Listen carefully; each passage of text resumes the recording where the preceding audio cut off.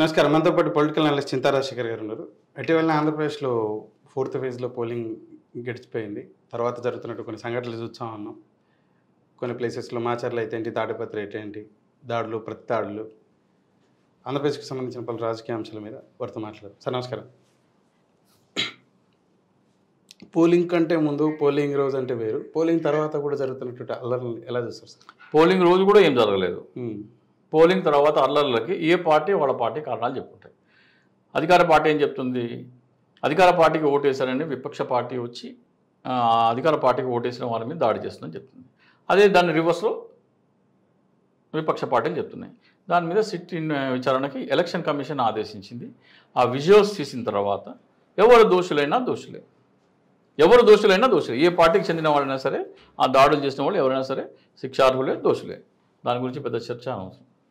ఎవరు చేసినా అనేది ఎంక్వైరీలో తెలుస్తుంది. ఇరు పార్టీలో ప్రోద్బలం ఉందంటారా, లేకపోతే ఒక పార్టీ ఎక్కడ వాళ్ళకు ఓటు పడలేదనే ఉక్రోషం ఉంటే అక్కడ జరిగి ఉండొచ్చు. ఒక్కో చోట జరగలేదు కదా, 3 జిల్లాల్లో జరిగింది. ఎక్కడ మాకు ఓట్లు పడలేదనే అక్కసున్న వాళ్ళు వాళ్ళ మీద వెళ్ళి దాడి చేసి ఉండొచ్చు. సో ఇరు పార్టీలు క్లెయిమ్ చేసుకుంటున్నాయి, ఇరు పార్టీలు దాంట్లో ఇన్వాల్వ్ అయ్యి ఉండొచ్చు. సరే, ఎన్నికల సందర్భంగా అల్లు అర్జున్ గారి మీద ఒక కేసు కూడా ఫైల్ అవ్వడం జరిగింది. ఐ థింక్ మొదటిసారిగా వారి మీద ఒక కేసు ఫైల్ అయింది అనుకుంటా. నంద్యాల వారి మిత్రుడు ప్రచారానికి వెళ్ళిన సందర్భంలో పర్మిషన్ లేకుండా వెళ్ళాడని చెప్పేసి. ప్రధానంగా ఎన్నికల తదనంతరం వైఎస్ఆర్సీపీ నాయకులు, మంత్రులు ఉన్నటువంటి వ్యక్తులు కానీ, ఎమ్మెల్యేలు, కీలక నాయకులు ఎవరైతే ఉన్నారో తెలుగుదేశం పార్టీకి పోలీస్ అధికారులు చాలా వరకు సహకరించారు. వీళ్ళు ఏదైనా ఒక అప్లికేషన్ పెడితే, ఒక చిన్న అర్జీ పెడితే వెంటనే రెస్పాండ్ అవుతూ ఉన్నారు, చర్యలు తీసుకుంటూ ఉన్నారు. మేము ఎన్నిసార్లు ఎస్పీలకు ఫోన్ చేసినా, ఇంకా ఇతర ఉన్నతాధికారులకు ఫోన్ చేసినా రెస్పాండ్ కాలేదన్నారు. దీన్ని కోట్ చేసుకుంటూ కూడా చాలామంది చెప్పుకోవడం జరిగింది. ఇది అల్లు అర్జున్ గారి ఉదాహరణ. దీన్ని ఎలా చూస్తుంది? డెఫినెట్గా ఎన్డీఏలో ఉన్నారు కాబట్టి, కేంద్ర ప్రభుత్వం అండదండలు ఉన్నాయి కాబట్టి, కేంద్ర ప్రభుత్వం కనసైగ మీదకే పోలీస్ డిపార్ట్మెంట్ పనిచేసిందని వాళ్ళ వ్యవహార శైలి పదే పదే మనకు ఎండోర్స్ చేస్తున్నారు. ఇక్కడ ముఖ్యంగా తెలంగాణలో సంక్షేమ పథకాల నిధులు రిలీజ్ చేసి, అంటే కాంగ్రెస్ పార్టీ అధికారంలో ఉన్న, అంటే బీజేపీకి బద్ధశత్రువు అయిన కాంగ్రెస్ పార్టీ రాష్ట్రంలోనేమో సంక్షేమ పథకాలు రిలీజ్ అవుతాయి. ఏ కూటమిలో లేని పార్టీ అయిన వైసీపీ సంక్షేమ పథకాలు 14,000 కోట్లు ట్రెజరీలో ఉంటే దాన్ని టీడీపీ అప్లికేషన్ పెడితే దాన్ని ఈసీ ఆపేసింది. వీళ్ళు హైకోర్టుకు పోయి తెచ్చుకుంటే మళ్ళీ దానికి అడ్డం పెట్టి అది కూడా ఆపినారు. సో దీన్ని బట్టి వీళ్ళు ఎవరికి అనుకూలంగా పనిచేస్తున్నారో మనం ఈజీగా అసెస్ చేయొచ్చు. సో పోలీస్ అధికారులు అలయన్స్కి అనుకూలంగానే వ్యవహరించినారు. దాంట్లో అనుమానం లేదు. ఈ అల్లు అర్జున్ గారు అంటే వాళ్ళ కుటుంబ సభ్యుడు అయినటువంటి పవన్ కళ్యాణ్ ఏదైతే పిఠాపురం నుంచి పోటీ చేసినాడో అక్కడికి ప్రచారానికి వెళ్ళలేదు. కానీ మిత్రుడు తను అడగకపోయినా తనతో నాకున్నటువంటి సన్నిహితం, తన భార్య వచ్చేసేసి మిత్రులు కావడం, తనకు కూడా సన్నిహితం ఉండడం కారణం చేత మంచి వ్యక్తి అని చెప్పేసి మద్దతుగా వచ్చాను, ఫీడ్తో ఆగిపోకుండా అని చెప్పేసి అక్కడ ప్రకటించడం జరిగింది. ఇది తర్వాత ఎటువంటి వివాదానికి దారితీసింది.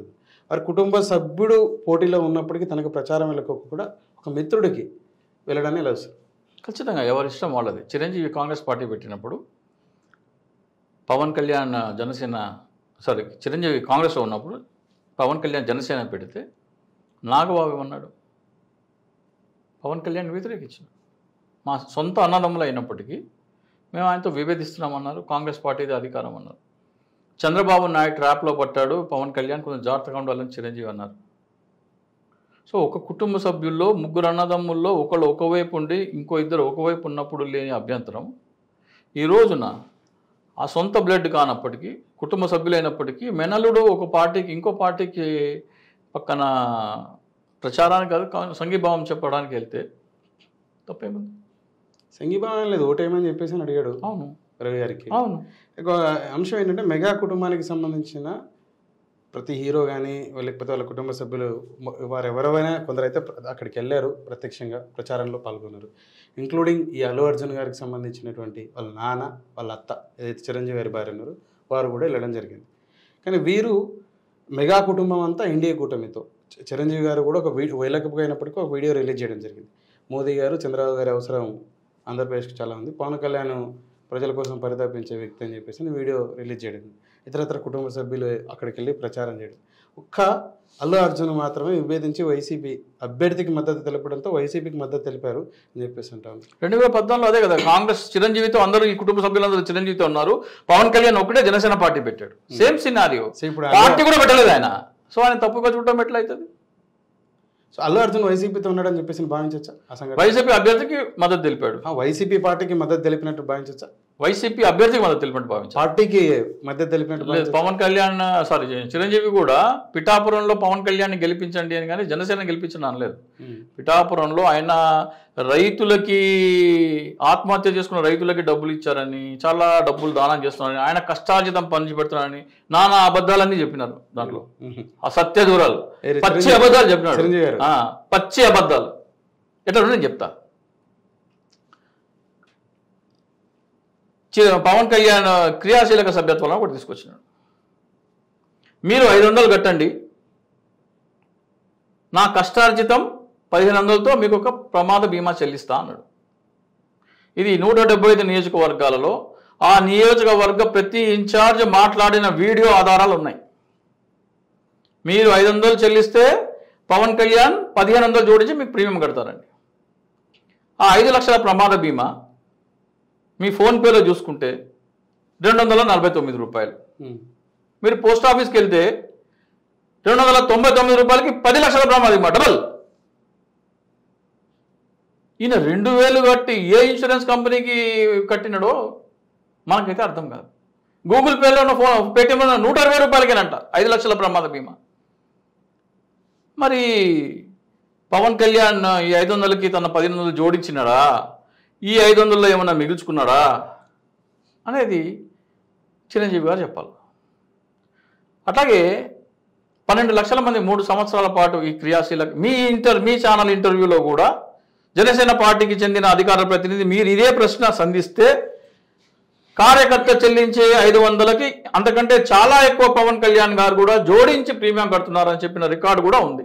అటువంటి రికార్డులు 175 నియోజకవర్గాల్లో ప్రతి నాయకుడు మాటలన్నీ ఉన్నాయి. అంటే ఒక కార్యకర్తని మీకు 2000 విలువైన సామాను దాంట్లో 25%కి ఇస్తున్నాము అంటే ఎవరైనా సరే ప్రలోభపట్టడం, అది మభ్య పెట్టడం. అది మీరు డైరెక్ట్గా 500 మీరు పార్టీ సభ్యత్వ రుసుము అని చెప్పి తీసుకుంటే తప్పులేదు. ఇన్సూరెన్స్ చేయించడం వేరే విషయం. కానీ మీరు 500 కడితే దానికి 1500 జోడించి నేను ఇన్సూరెన్స్ ప్రీమియం కడతా అంటే 2000 రూపాయలు నాకు 500కే వస్తుందని చెప్పి చాలామంది కట్టినారు. సరే సార్, దయచేసి ఆగండి. సో 12 లక్షల సభ్యత్వాలలో ఒక్కొక్క దానికి దాదాపు 112 రూపాయలు కట్టినట్టు లెక్క 400 రూపాయల చొప్పున మనం కనుక లెక్కేసుకుంటే 3 సంవత్సరాలలో 12 లక్షలకి పవన్ కళ్యాణ్ దాదాపు 48 కోట్ల రూపాయలు పేద కార్యకర్తల పిల్లల నోటి కాడు కూటు కొట్టి తన జేబులో వేసుకున్న వ్యక్తి. చిరంజీవి గారు దీనికి సమాధానం చెప్పాలి. మీకు తెలుసా తెలియదా? తెలియకపోతే దీని గురించి మీరు ఇదిగో మా తమ్ముడు ఎట్లాగైతే కష్టార్జితం పంచడం చెప్తాడో అట్లాగే కార్యకర్తల కష్టార్జితం దోచుకున్నాడు అనే వీడియో కూడా విడుదల చేస్తారా చిరంజీవి గారిని అడుగుతున్నా. అట్లాగే రైతులకు ఇచ్చిన డబ్బుల్లో 1000 మందికి ఒక్కొక్కరికి 1,00,000 చొప్పున ఒక 10 కోట్లు, ఈ 48 కోట్ల నుంచి ఒక పంచి ఉండొచ్చు. కార్యకర్తకి ఇన్సూరెన్స్ కంపెనీ వాడు డబ్బులు ఇస్తే ఆ చెక్ నేను ఇస్తానని చెప్పుకుంటున్నాడు. ఇన్సూరెన్స్ కట్టిస్తానని చెప్పినావు కదా అని చనిపోయినాడు. ఇన్సూరెన్స్ కంపెనీ చెక్ పంపించింది, నేను ఇస్తున్నా అని చెప్పుకున్నాడు. నేను ఇస్తున్నా అని చెప్పుకోవడం కూడా కాళ్ళకి దండం పెట్టించుకుని ఇస్తున్నాడు. అంతకంటే నికృష్టుడు, అంతకంటే దుర్మార్గుడు, అంతకంటే దౌర్భాగ్యుడు ఈ భూ ప్రపంచంలో ఎవడు ఉండడు.